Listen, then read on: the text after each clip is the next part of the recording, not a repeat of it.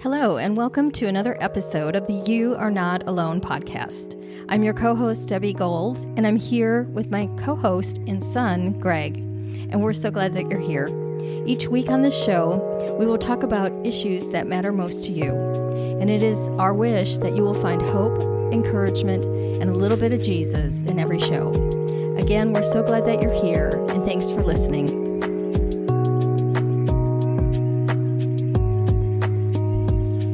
Welcome to our show today. Yeah. We're excited to be here. We're going to be talking about assertiveness and being able to say no to people. Last week we talked about self-esteem, and this sort of is a piggyback on a carry-on or a piggyback onto that. It was funny. You were discussing the topics of this podcast, and you were like, "What about assertiveness?"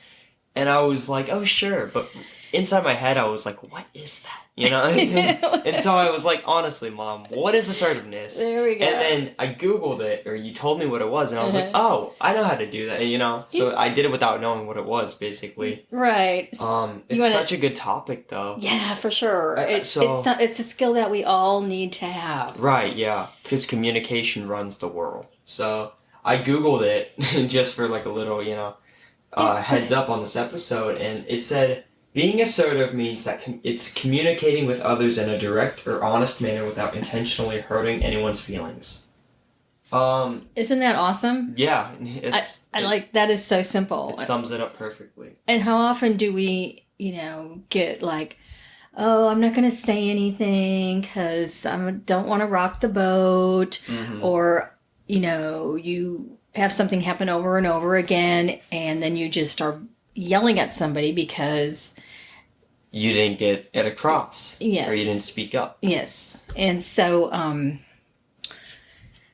think it's definitely a good topic and something that we could all, I'm just reminded. I love doing these podcasts because I get reminded of some of the habits that I need to break or that I've gotten into, or some, we all make mistakes, right? Yeah. We're sinners, but you work on your traits as you talk about and discuss them. And so as I was thinking about assertiveness, and I was being reminded of when I first was in my internship after I had my master's degree, and I did a group with women on how to be assertive. Oh, yeah? Yeah. Okay. I used to work with women that Tell me about it. Well, they were women that were in usually hard situations, abusive relationships, or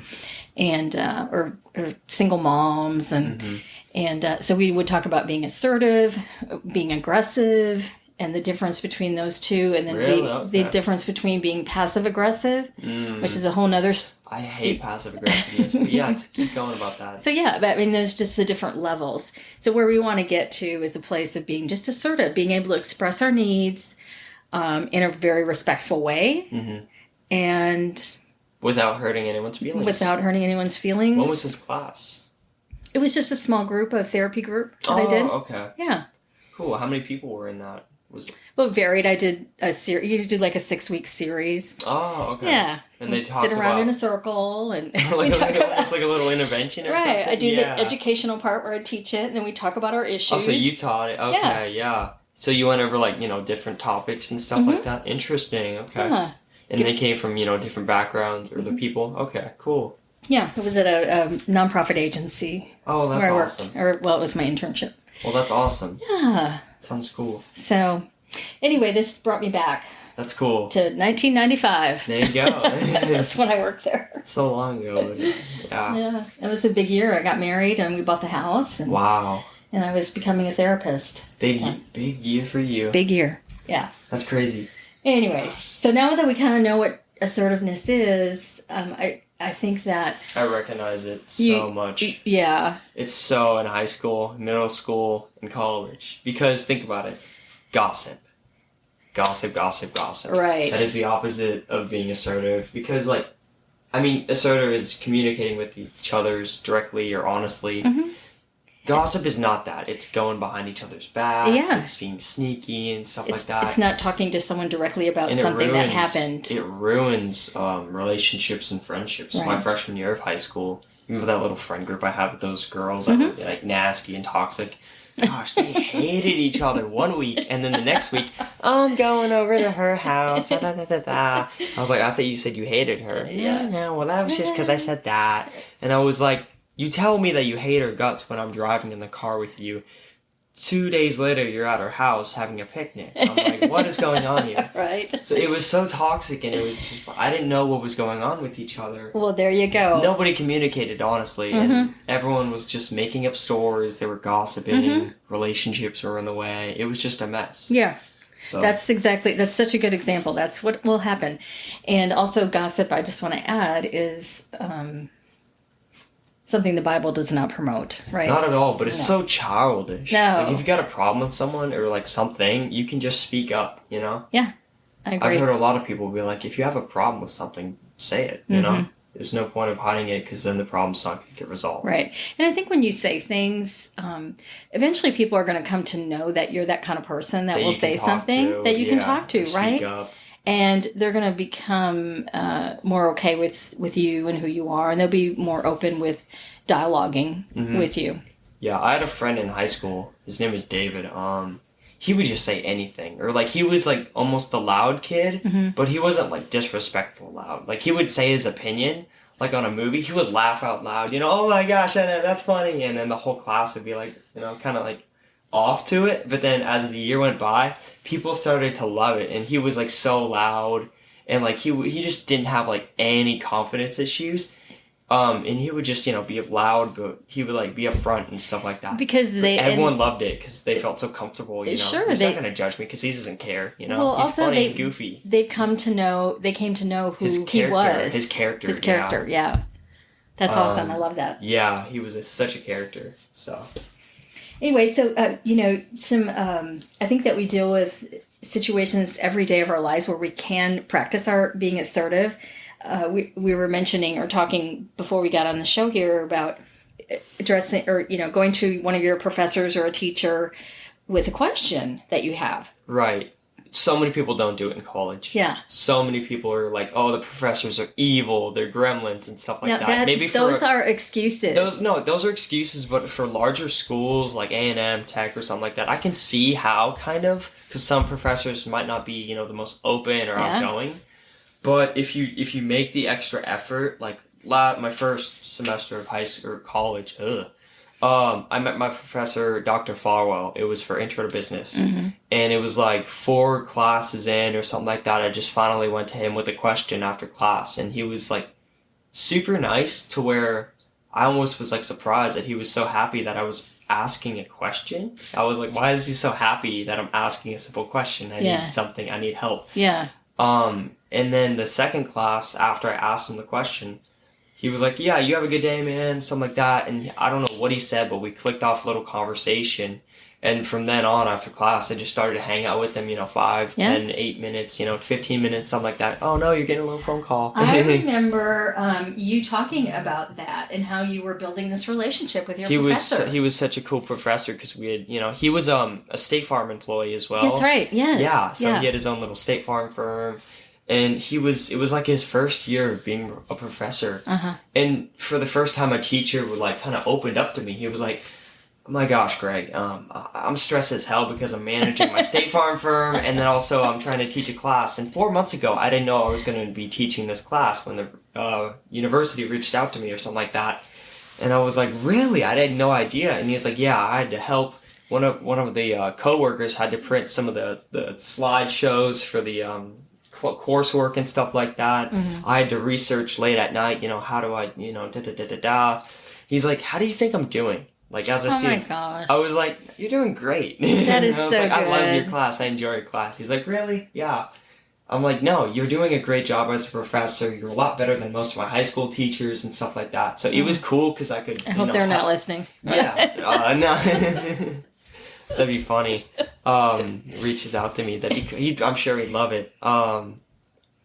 But yeah, it was so cool, because he came to me for help and advice almost. And I was like, this guy's a professor and he's asking me for advice, you know? See, So I you're think super cool. that's another thing about being we have to remember that we all are human and we all have needs. Yeah, you can view your professor as a human. He's not just a Yeah. professor. He's also a Yeah. human that goes home and has a family He and a wants to wife. be happy. He wants to do a good job. He's like everybody else. Right, Even yeah. though they're looked at it on a more of a hierarchy above you.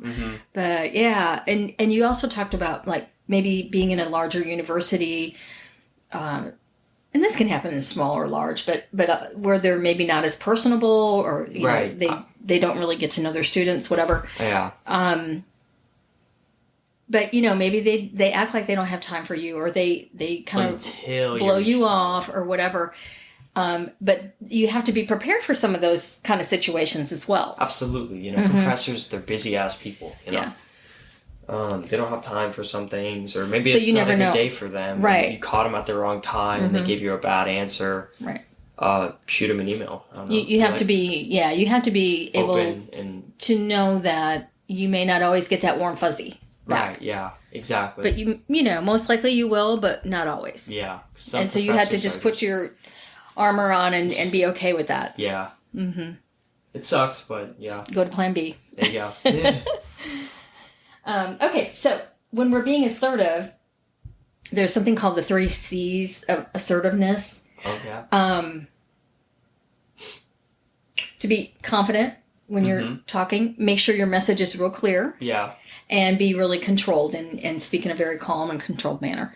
Yeah, I've heard people say that if you speak slower, it makes you sound more confident. Because it makes you sound like you know what you're talking about more, and you know what you're going to say. Yeah. And you seem more calm about the subject. I think when you talk fast, there's like this underlying sense that there may be some anxiety they're there. rushing, or, yeah. I'm really like nervous that. about this, you know, that kind of something thing. like that, yeah. I'm not sure about what I'm talking about, or, you know, any of that. Yeah.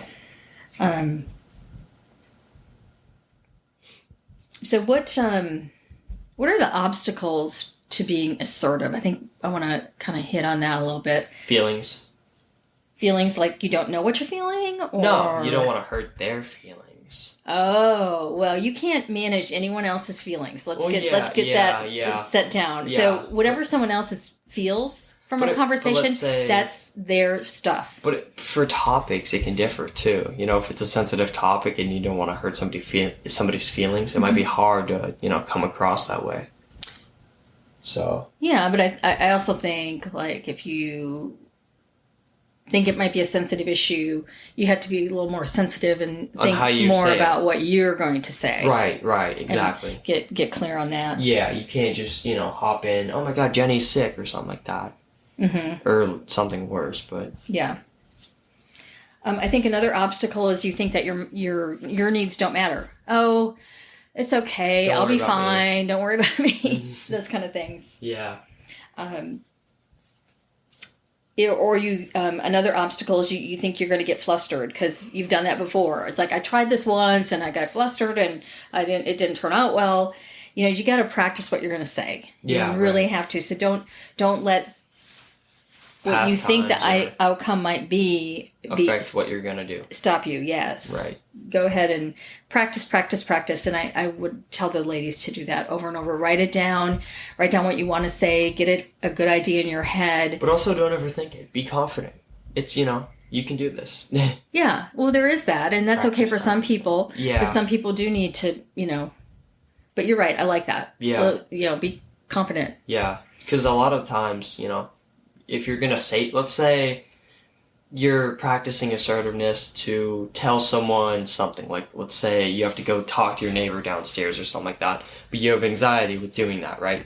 You go to your class, you teach assertiveness or something like that, but, you know, you're still kind of nervous or something like that, you know, you can just practice it, and people tend to overthink it, and they eat themselves up with it, you know? And so you can just stand in front of the mirror and, like, practice what you're going to say, practice what you're going to say, practice what you're going to say. But if you overthink it, like, it hurts you kind of. So just, you know, tell yourself that you're confident you got this, because when you back yourself up like that, it's helpful. Right. I feel. And I think, you know, more toward the end here, we'll talk about how do you be assertive? How can you do that? And so that'll help with some of that. I want to I think I want to put you on the spot here just a little bit. Oh, yeah? Yeah. Okay. So a situation where you could be not real comfortable with, and I'm not talking about you in general, I'm just saying in general, or Right. not specifically you, but in general. Uh-huh. What about, I mean, this is really an awkward thing for a lot of young kids, young Gen Z people. Yeah. But asking someone out on a date, right? There you go. So, I mean, if you saw the pretty girl at the coffee shop or, whatever, how do you think, you really wanted to, like, do you have a sense about how you might handle that? Yeah. So she's behind the counter? Sure, she can be behind the counter. She can be doing... I've seen one at a coffee shop before, so you just go up to her, hey, I thought you were really cute, and I was, wondering if I could get your number or if you're free later or something like that. Uh-huh. So, yeah. And say it slow. Say it slow. Say it slow. Hey, I know, right? They're like, what? Hey, my name is, and I thought you were that's cute, a great way to start. Hey, my name is Greg. Yeah. I noticed you and was wondering if... Yeah, if I could, ask for your number or, if you're free later or something like that. Yeah. Eye contact, of course. Uh-huh. Look sweet and stuff like that. Pay attention. Uh-huh. If they have, nails that are recently done, compliment those. That's right. See if their toenails are done, because girls, they like that when you compliment their toes. See if they have a nice dress on. Yeah. Anything that you can compliment. Just, exactly. There's always something you can say nice about somebody and their appearance. Yeah, because once you get a smile in, you're golden. Yeah, there you go. But what I heard you do was using I statements. I noticed you back here working, and I was wondering if I could get your phone number. I'd love to go have some coffee. Make them blush a little bit. Yeah. Yeah. So, then you're in. So. Anyway, okay. So that's good. Yeah. I think also, like, during job interviews or when we're sort of this, we already talked about that, being this sort of the superior person. Job interview one's a really good thing to do too. Because at the end of every single job interview I've been to, they always ask you, do you have any questions for us about the job? And I used to say no, and Dad was like, no, son, you're doing everything wrong, okay? You want to ask them questions. That's right. Dad is he does executive recruiting and recruiting for high-tech companies to get employees in open positions at companies. Positions for companies, yeah. So he's very good at interviews. He does interviews 24/7. He interviews people all the time, over the phone. Stuff like that, right. So he was like, Greg, you're doing this wrong. Here, you want to know golden question that'll help your interview? And I was like, sure. And he goes, okay, so when they ask you, do you have any questions for us? Either if there's one person in the interview or two people in the interview, go to them. What is your favorite part about working here? And, eye contact, direct, and then they'll have to, have a personal experience and stuff like that. And if it's a personal experience, maybe you can relate that way. Yeah. Build a little deeper relationship there. And then if you have any other concerns or questions that are small or big, ask them, because they're there for your questions. That's why they ask, do you have anything else we can help with? So. I love the one, I know that young people are afraid to ask, well, what's the starting pay? Yeah. It seems like you and your brother avoid that whole question. And I talk to other parents about it. Like, I hate to ask. Like, so here's another way you can say, so I'm curious what the starting pay for me would be. Right, exactly. So I'm curious, I statement. Yeah. Right. Now, what is the starting pay? Yeah, I'm curious to know what the starting pay is going to be for this applicant or position. For this position, yeah. So, very fair question. No, absolutely. Yeah. So it doesn't hurt to ask too, because you just want to get informed, of why you're working there. So. Yeah. Yeah. Is this going to fit for me? Is this going to work for me? Is this a good paying job for me? You need to know what you're going to get paid, because you may want to buy a car or something, and you got to save up and plan and all that good stuff. You want to be able to ask for what you want or need. So. Okay, so let's talk about a little bit more about being so assertive, and how do you do that, right? So I think the first thing that you need to do is really kind of look at your style, like really assess yourself. So do you like to express your opinions, or do you kind of keep quiet about those? Right. Do you like to say yes when you really need to say no, because your schedule is so full right now? Right, like, yeah. If someone asks you to do something for them. I hate doing that. I don't know why I do that. I always you know, are you free right now? Yeah, because I want to be nice to them or something like that. But then I'm like mentally or physically exhausted. Yeah. And I just got done with something and I'm like, inside. I know you do that for me. I know you go out and you do your job and you work and you do your college. And then like when you're home this summer, and I know you've been out doing your landscaping business, and which I'm really proud of you for. You're doing a really great job with that. We got another client as well. Nice. Yeah. So. Wait to hear. Yeah. Yay. So.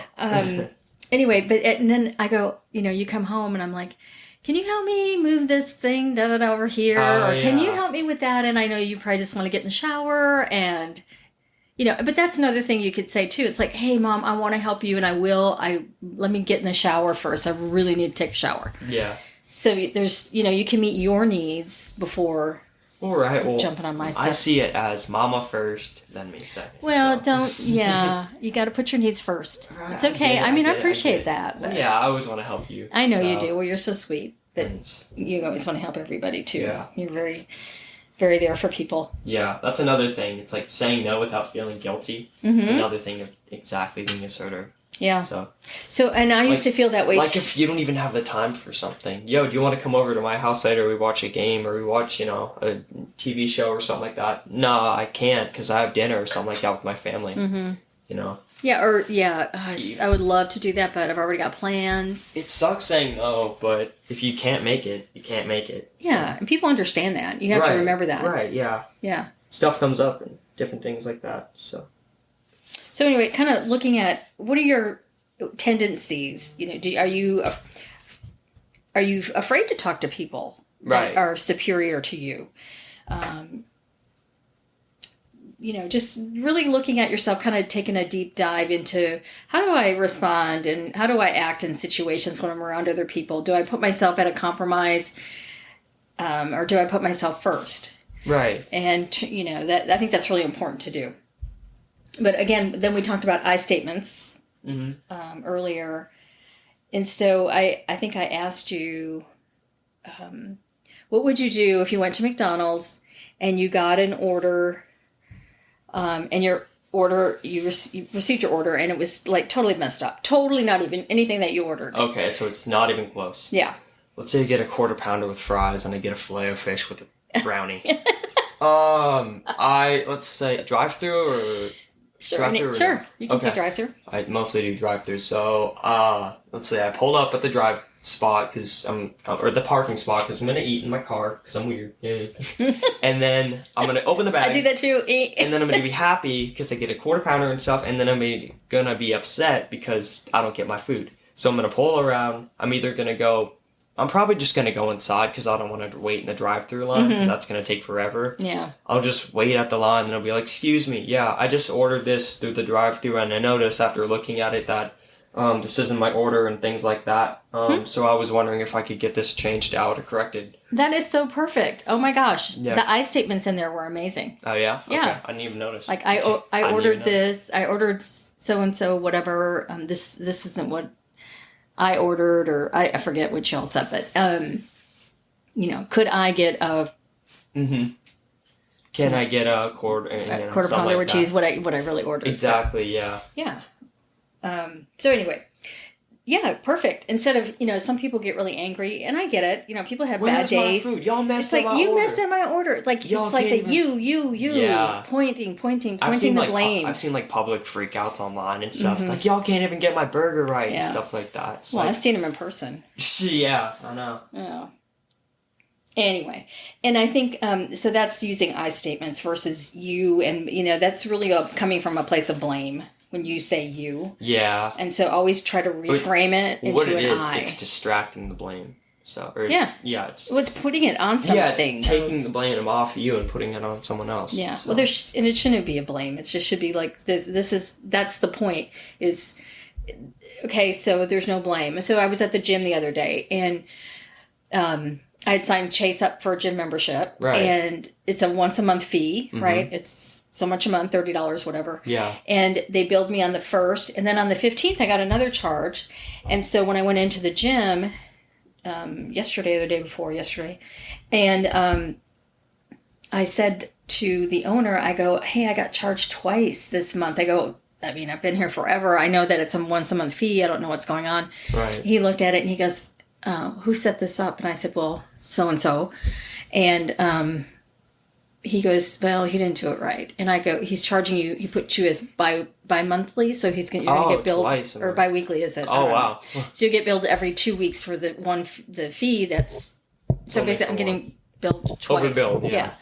And so when I went to go, I walked over to the guys later after I got done working out, and the gentleman that set me up, he goes, I am so sorry. He said, I messed this up, and he was very apologetic. And I go, hey, man, you were really busy that day. You were trying to work me in and get my son signed up. And I had 2 of you. I signed you up for the summer membership. That's right, yeah. And I go, and you were trying to work with a client.